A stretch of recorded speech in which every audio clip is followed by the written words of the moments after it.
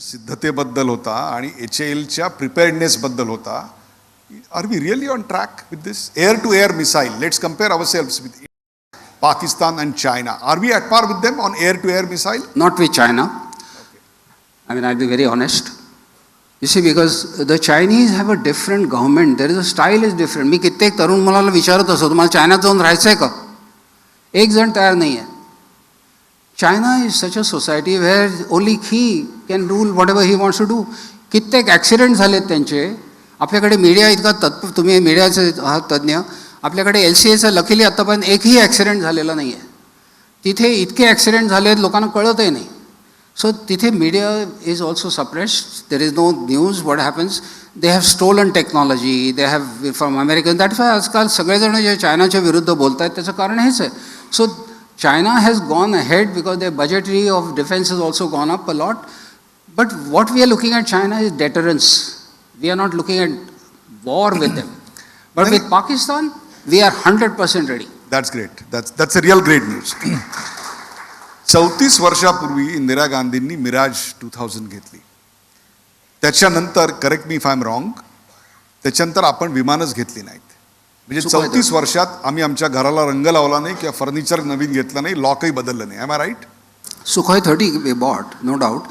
पण सुखोईच्या अपग्रेडेशनचं काय? नाही, there are issues. काय माहिती का, that way I must say India and Indian Air Force, I personally say कि we've been always giving ourselves a vision to work on. Why today Indian Air Force is, me confidently सांगू शकतो, is better because air to air refueling आम्ही घेतलंय. AWACS घेतलंय. We have Sukhoi 30. त्याच्यामध्ये 13.5 तास विमानं एका पॉकेटमध्ये चॉकलेट्स आणि एका पॉकेटमध्ये वॉटर बॉटल घेऊन पायलट्स फ्लाय करतात. So when Mirages fly from all the way deep, मी पुण्याच्या लोकांना सांगत असतो, Poona is no more depth airfield. It is in depth but it's a forward airfield. कारण पुण्याहून तुम्ही 3.5 तासात कुठलं टार्गेट करू शकता with air to air refuelling. So that kind of a capability air force has built up. आणि मी मगाशी तुम्हाला म्हणत होतो, सुखायवरती we have BrahMos. And I was involved in that. BrahMos missile on a Sukhoi, which is as you know, there are different types of missiles. And BrahMos missile with 300 kilometer, actually, I mean, it's a MTCR requirement, so it is a 300 kilometer. But otherwise, it's a game changer. It's a game changer. क्या बात है. आणि आत्ता तुम्ही जर वाचला असेल तर we were ready on the 26th अभिनंदनच्या वेळेला. We were ready with BrahMos missiles everywhere. They would have been, पाकिस्तानचं खतम झालं असतं. नाही, ही भीती ही जशी, म्हणजे हा विश्वास जसा तुम्ही व्यक्त करताय तशी ही भीती बालाकोटच्या नंतर मुशर्रफनी बोलून दाखवलेली होती की जर भारताने मनात आणलं तर पाकिस्तानला एका तासात फिनिश करू शकतो because of the 21 spots which India can attack. And since we are now talking on defence strategy, defence technology, tell me, आपण एक स्पाइस नावाची टेक्नॉलॉजी इस्रायलकडनं घेतलेली आहे, which is smart, precise, impact and cost effective. What is that? Is it really giving the cutting edge advantage? See, मगाशी मी तुम्हाला सांगत असताना, I was in charge in Parakram for Kargil 2 what is called. आता ते ओपन झालं आहे, पण त्यावेळेला इट वॉज अ टॉप युट्यूबवर आहे. मी असं त्या घेऊन सगळीकडे फायली अशा टॉप सिक्रेट हिंडत होतो. आणि कारण ते आपल्याकडनं चटकन कुठेतरी माहिती बाहेर जाते, मग सगळं ते सरप्राईज जातं. त्याच्या वेळेला सुद्धा आम्ही we use Mirages. In Kargil we use Mirages. In this Kargil 2 we use Mirages. कारण आम्हाला त्यावेळेला लाईन ऑफ कंट्रोल क्रॉस करायला परवानगी नव्हती वाजपेयींनी दिलेली. कॅन यू इमॅजिन, तुम्ही जर नॉर्मल विमानं जेव्हा तुम्ही बघता त्यावेळेला विमानं असं सेंट्रिफ्युगल फोर्सनी अशी येतात आणि we take on a target. आता तुम्हाला जर टार्गेट इथे घ्यायचं आहे आणि तुम्हाला जर टर्न करायचं नाही, टर्नमध्ये तुम्ही लाईन ऑफ कंट्रोलला जाता. त्यामुळे आमचे 2 पायलट, एक MiG-21 आणि MiG-27 पाडलं गेलं, एक हेलिकॉप्टर पाडलं गेलं. So now if you have to take a target, you have to do stand off. तर त्यामुळे आम्ही लेझर गायडेड बॉम्बनी, इथून विमान येतं, ते टार्गेट आहे, it releases the weapon here, आणि इथे वळतं ते मागे, आणि it carries on going toward the target because of the laser. So that is a LGB laser guided bomb. असं किट असतं ते. Now with spice it has even better accuracy. कारण तुम्ही विजय गोखलेंचं हे ऐकलं असेल नंतर, आणि it's always there. We did not take any military target, no civilian target. We took only terrorist training camp with ensuring no collateral damage. Even Americans are not very That's why the word non-military was used again and again, so that we do not come into the clutches of any law. Absolutely, because Bhavalpur, जिथे actually मसूर अझर जो so called हॉस्पिटलमध्ये होता आणि वगैरे वगैरे, पण तिथे आम्ही मुद्दामून केलं नाही, because there is a possibility of collateral damage, there is a military, because it was a military camp. जसं तो त्यांनी अमेरिकेची जसं ओसामा बिन लादेनला पकडलं, it was a military camp. आपल्याकडे एक संरक्षण दलाच्या 3 दलांची एक रचना असते. मिलिटरी आहे, नेव्ही आहे, आर्मी आहे. परंतु भारताचे जे सगळे शेजारी आहेत त्यातला सर्वात धोकादायक किंवा दहशतवाद पसरवणारे कोण असतील तर ते पाकिस्तान, आणि धोकादायक म्हणजे चीन. चीनमध्ये अलीकडच्या काळात एक नवीन थिएट्रिकल अरेंजमेंट त्यांनी केलेली आहे त्यांच्या संपूर्ण संरक्षण दलाची, आणि ती म्हणजे एका विशिष्ट भूभागामध्ये आर्मी, नेव्ही आणि एअर या तिन्हीच्या कमांड एकाच व्यक्तीकडे असतात, आणि ती व्यक्ती त्याची डिप्लॉयमेंट, त्याचं ट्रेनिंग, त्याची इक्विपमेंट परचेस, त्याची सायन्स टेक्नॉलॉजी आणि त्याच्यातले सगळे निर्णय घेत असते. त्यामुळे खर्च कमी झाला आहे आणि एफिशियन्सी वाढली असं दिसतंय.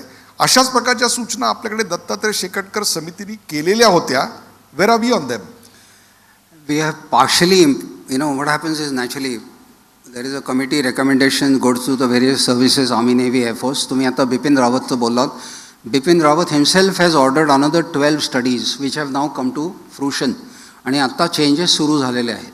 So that's an amalgamation of Shekhar committee and Bipin Rawat's study. तुम्ही ऑलरेडी त्याच्यावरती तुम्ही म्हटलं तसं लीन अँड मीन आर्मी त्याला म्हणतात. म्हणजे idea is to have the flap जो म्हणतो आपण, ज्याला खूप जास्त लोक आहेत ती कमी करायची, बट मेक इट इम्पॅक्टफुल, मीन ज्याला म्हणतो आपण की त्याच्यामध्ये. So lean and mean army is the new thing which is happening. And as regards तुम्ही जे थिएटर कमांड किंवा अशा तऱ्हेचं जे चायनाचं बोललात, you see China has a different take in terms of his Tibet warfare. What happens is, in a country like this, आपण जेव्हा budget constraint असतो, मी म्हटलं तसं आमच्याकडे we have, I don't want to give the numbers, maybe you can available on the media, but we have X number of air-to-air refueling, we have X number of AVACs. If I keep giving in penny pockets to everybody like this and not use it when I actually require for Balkot, what do? So some of these assets are centrally controlled, given when it's required. So if tomorrow there is something happening in Doklam, it flares up.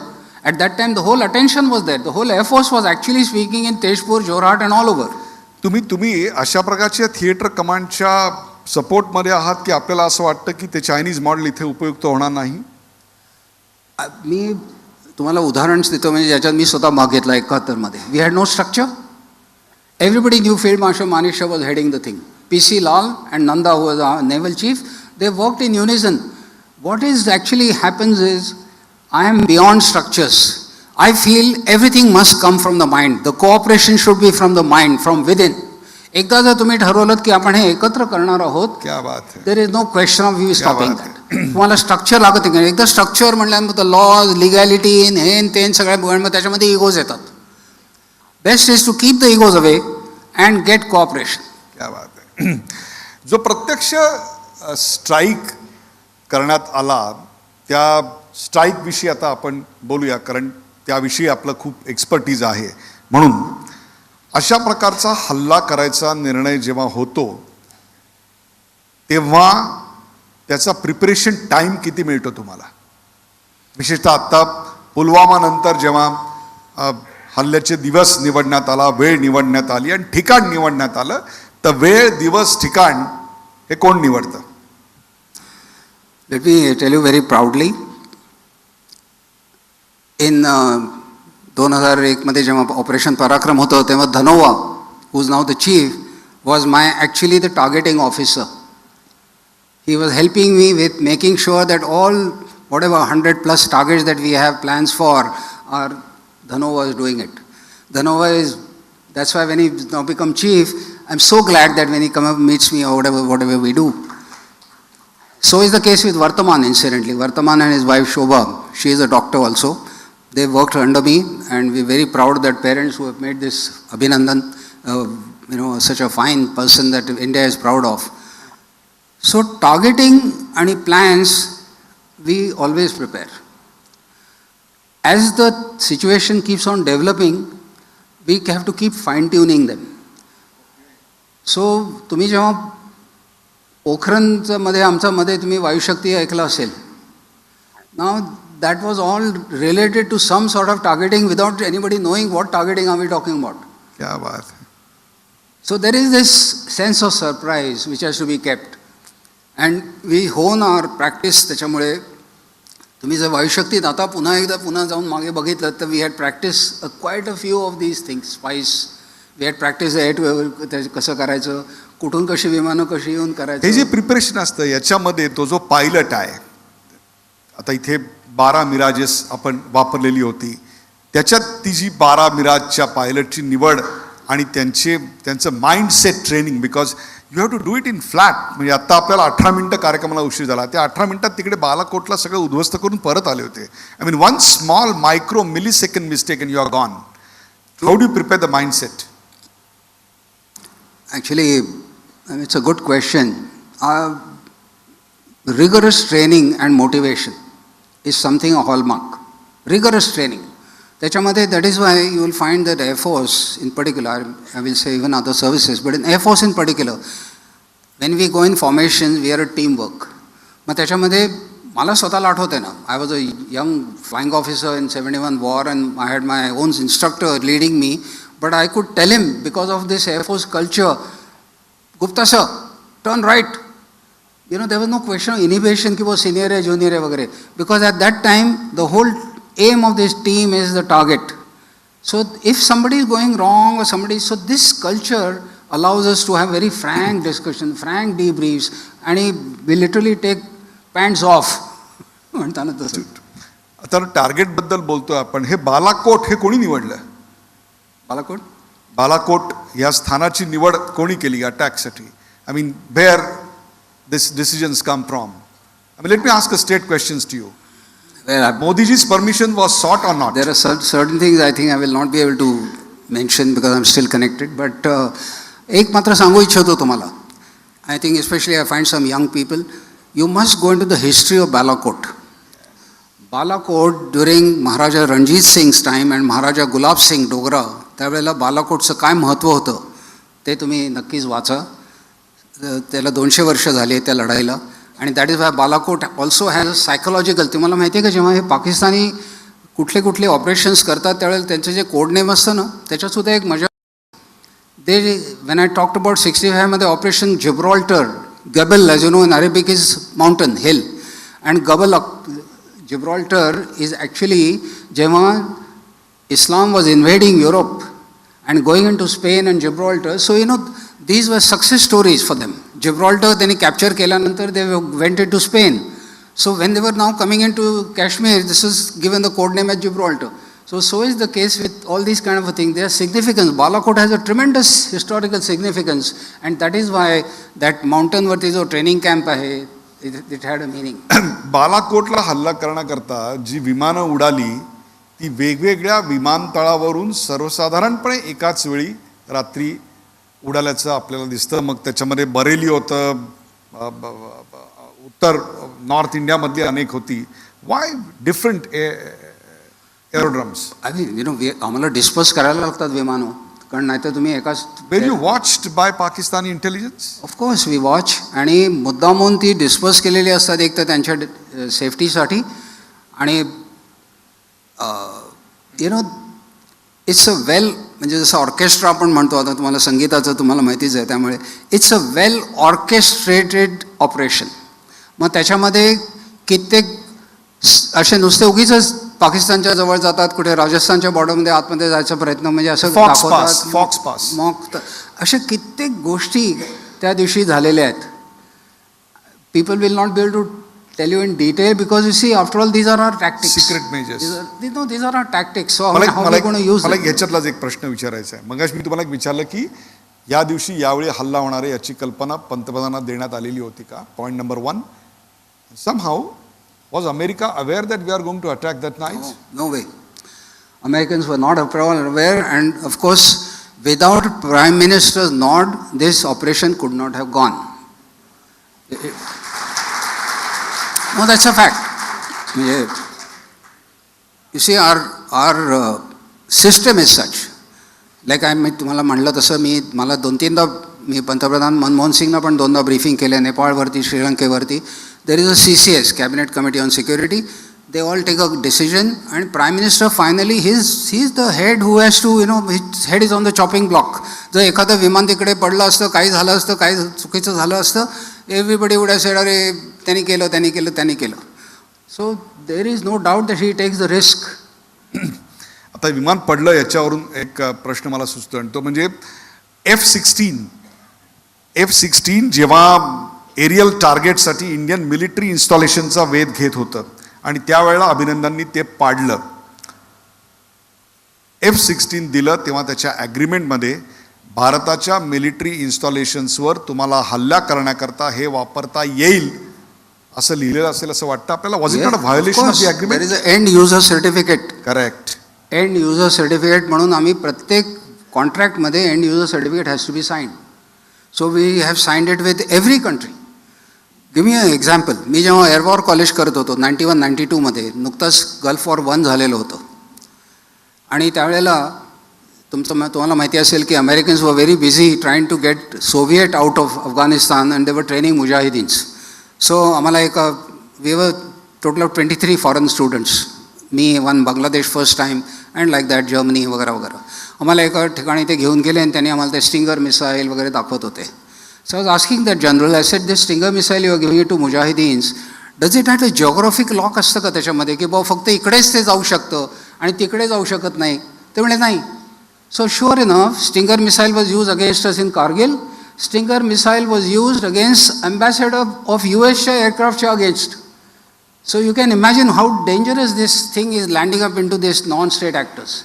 आणि त्यामुळे F-16 त्यांनी जे वापरलं, आता there is naturally reluctance to admit it for various reasons of politics, because F-16 is also in the race today for when we are looking for more aircraft though all that. So there are issues which are involved आणि आपण AMRAAM दाखवलंच आहे. ही जी air इक्विपमेंटची race आहे त्यातलंच एक दुसरं नाव आपल्यासमोर आहे. त्यातल्या राजकारणाचा जो सगळा भाग आहे त्याच्याविषयी मी आज बोलणार नाही. त्याचे प्रश्न आत्ता आज अनाठायी आहेत, परंतु त्याच्या टेक्निकल कॉम्पिटन्सबद्दलचा प्रश्न आपण नक्की चर्चेला घेऊ शकतो. If you block it on axis A, let's say F-16 and axis Raphael, especially the load carrying capacity, कोणकोणती मिसाईल्स त्याच्यावर लोड करता येतात, टँक कपॅसिटी त्याची काय आहे, त्याची आणखीन ज्याला आपण म्हणतो कॉम्बॅट वरती जायचा आणि खाली यायचा त्याचा टाईम काय आहे. How will you compare the technically? Is Rafale superior to F-16? Because 32 वर्ष झाली आम्ही विमानच घेतली नाही. तो see we have 2 types of procurement. One is government to government. तुम्ही जे मिराज 2000 म्हणलात, इंदिरा गांधीने घेतलं. Actually Rajiv Gandhi was there by that time. It was government to government. All Russian equipment is government to government. All American equipment coming is government to government. It is only certain things have gone into this L1 and T1 and all these kind of things where there is a tender and all this. ही जी विमान आता आपण जे तुम्ही रफालबद्दल बोललात त्याच्यामध्ये we had not specified single engine or double engine. So F-16 came in, F-18 came in, which is 2 engine. I've flown all these. There was also the Viggen and there was also the MiG-29K, अशा तऱ्हेचे, आणि the Eurofighter and Rafale. The technical competence of these aircraft is chosen by the Indian Air Force. Because naturally, I think that is the expertise who can tell you whether these aircraft and the missiles and all that is really important or not. The cost part of it is done at the different level. There is a PNC, what is called. And ते तिथे ठरतं. So many times I have said that, look, I mean, we may have our members there, but decision is naturally government has to look at the budgeting. They have to look at so whether the numbers fit in presently this much or that, त्याच्यामध्ये offset, those are issues are different. Is this technologically superior aircraft? Any day. In a dog fight, like what Abhinandan faced, उद्या जर dog fight झाली तर Rafale will have a better advantage over F-16? Yes, but let me just put a different this thing. Today, the warfare is not like that. कि boy, एक विमान and एक विमान. You don't compare it like that. Today, we look at a whole air situation. We make the air situation favorable to us. त्याच्यासाठी एवॅक्स असतं. If we find there is a 20 aircraft लोंढा coming here, we will accordingly send our people that side. Will make sure that these things are stopped and will use something. अशा तर बऱ्याच त्याच्या tactics असतात त्याच्या. प्रश्न अशा करता त्यामुळे होता नाही, but let me come to it.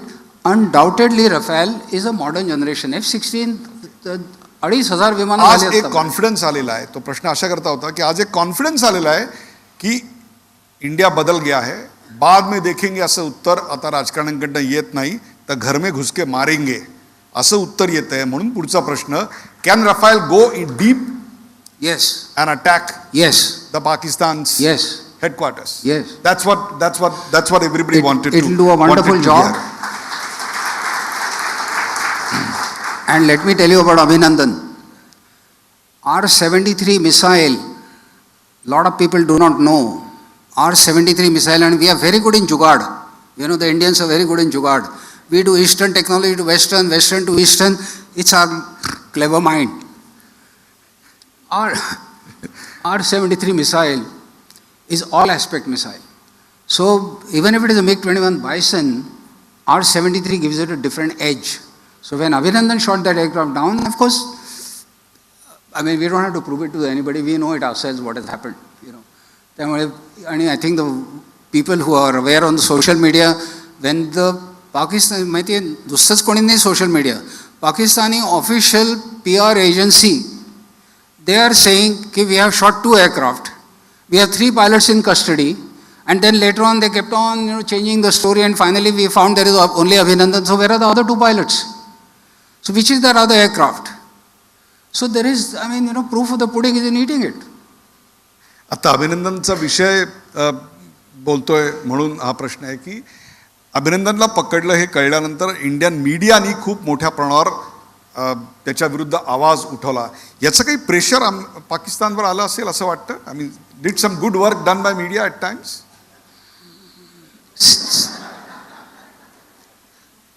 I know we are bad normally, but sometimes. No, let me also compliment the media, not because only Udayji you are there, but because I am a reluctant, newsworthy reluctantly जातो, but I had been there on that particular time, because there was a question asked, is the Geneva Convention applicable? And I had said yes. Reason is, when the Pakistani aircraft came into India, they had declared a war on us. So it was an open war. They were taking military targets. Correct. I had said before, on the one day before, that what will they attack us? आपल्याला terror camp नाही आहेत आपल्याकडे. ते आपल्यावरती attack कशावर करणार? If they want to attack military, then it's a war. And when there is war, automatically Geneva Convention is applicable. That's why Abhinandan was standing firmly and saying, my name is this, my name is this. Sir, त्या Geneva convention प्रमाणे एखाद्या युद्ध कैद्याला असं पकडलं तर what were the options with Imran? No, he can linger. He can linger the delay. He can carry on because, after all, he is a prisoner of war. In 1971, we had 93,000 prisoners of war. I was, again, media मध्ये मी ते बोलत होतो की has Pakistan forgotten? 93,000 prisoner आम्ही 1.5 वर्ष पोसत होतो इथे ग्वालेरमध्ये, झाशीमध्ये आणि सगळीकडे. आणि तुम्ही जर मीडियामध्ये जाऊन बघितलं गुगलमध्ये तर what a treatment they got. एक मुलगी आहे दुबईमध्ये, हे सगळे पाकिस्तानीज 93,000 परत गेल्यानंतर त्यांना इतके तुच्छतेने वागवलं त्यांच्या स्वतःच्या लोकांनी. आणि त्यांना वाटलं की ते इंडियन एजंट बनलेत आता म्हणून. त्यामुळे त्यांना कोणी प्रमोशन्स दिले नाहीत कित्येक लोकांना. एक मुलगी तिने लिहिलेलं आहे की माझ्या वडिलांना मेंटल हे झालं आणि मग ती इंडियामध्ये त्या वडिलांना घेऊन आली. She met a havildar later on. तो त्यांना मुद्दामून मेडिसिन जी हवी होती शुगरसाठी का कशासाठी तो देत होता. So that is the humanity that we are all Indians are brought up into. पण हीच द ह्युमॅनिटी. हजरत बालमध्ये जेव्हा अतिरेकी होते तेव्हा आम्ही बिर्याणी दिली, कसाबला आम्ही बिर्याणी देतो. या ह्युमॅनिटीचा उपयोग काय आहे? समोरचा माणूस तर ह्युमॅनिटी दाखवत नाही ना. I agree with you. I totally agree with you. नया हिंदुस्तान. That's it. मला आश्चर्य वाटलं इम्राननी जेव्हा, काही लोकांना हा एकेरी उल्लेख आवडत नसेल, इम्रान खानने आमच्या पंतप्रधानाचा उल्लेख कधीही जी लावून केलेला नाही. त्यामुळे Imran doesn't deserve to be called as Imran ji. Let me be very clear about it. He was a play boy and he was a play boy. That's it. मी तुम्हाला एक दुसरं सांगू का जरा? If you don't mind please. When China 3 दिवसापूर्वी जेव्हा त्यांनी व्हीटो चौथ्यांदा केला, I was not surprised. Lot of people had hopes की अरे आता तरी, कारण 13 पैकी 12 जण सपोर्ट करतायत, all the other super powers are doing this is about Masood Azhar. Masood Azhar, आणि त्याच्यावरती करत नाहीत चौथ्यांदा. Why I am not surprise. In China there are 11 million Uighur Muslims.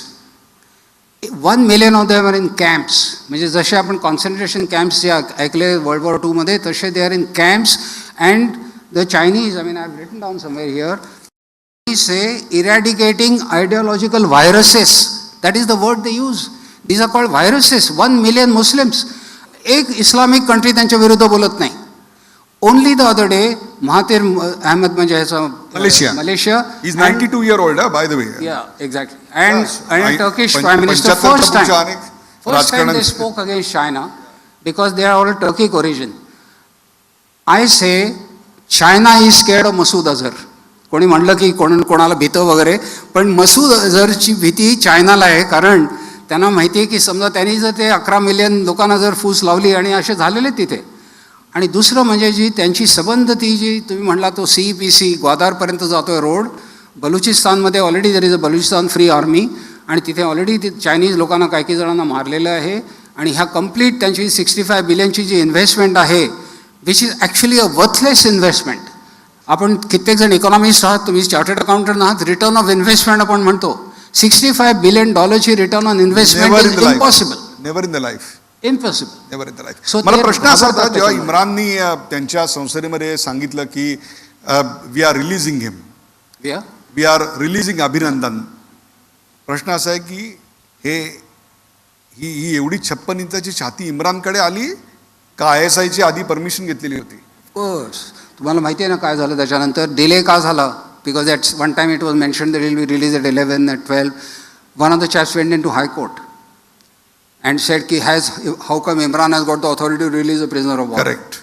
So they had all kinds of delayed tactics till the time they had pressure from UAE, Saudi Arabia, USA, everybody saying that look, better behave. As I was telling you about our BrahMos and all that, we were not in any mood. तुम्हाला माहिती आहे की सुषमा स्वराजनी आणि even पंतप्रधानांनी सांगितलेलं होतं की there is no deal between Abhinandan coming back and आम्ही डायलॉग करणार किंवा कुठल्या. There is no deal.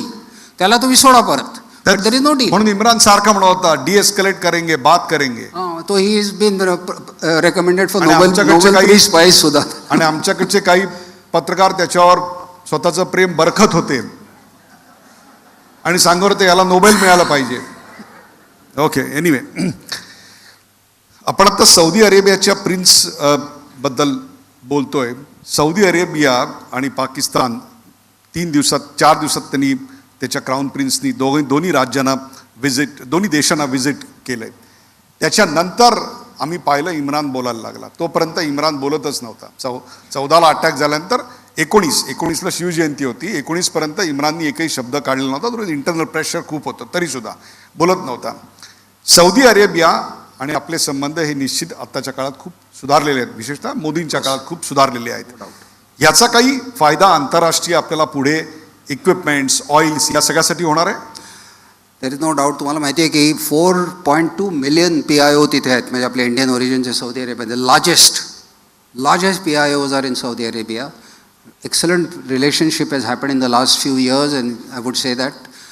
आणि एक मुख्य झालेलं आहे म्हणजे इंडो पाक असा जो हायफनेटेड रिलेशनशिप असायची, ती सुद्धा तुम्ही सौदी प्रिन्सच्याबद्दल बोललात. Saudi prince went to Pakistan, but he flew back again to Saudia and next day came to India. He didn't want to visit Pakistan and then take off from Islamabad and come to Delhi. That was a message saying ki look, it's not a hyphenated relationship. India is different today, and Indian relationship we value. So I think that way Saudi Arabia, and I must give credit to the Prime Minister for having done in this in the last few years. त्याच वेळेला इम्राननी असं एक विधान केलं की आम्हाला जर actionable intelligence मिळाला तर आम्ही JEM LET म्हणजे जैश ए मोहम्मद आणि लष्कर ए तोयबावर काय बंदी घालू, त्यांच्यावर कारवाई करू. हे ॲक्शनेबल इंटेलिजन्स किती वेळा द्यायचा? आम्ही पठाणकोट नंतर दिलेला होता, आम्ही आमच्या संसदेच्या हल्ल्यानंतर दिलेला होता, आमच्या सैनिकांची मुंडकी कापलेली होती 4 वर्षापूर्वी, तेव्हा दिलेला होता. What is this actionable intelligence? It's a hogwash.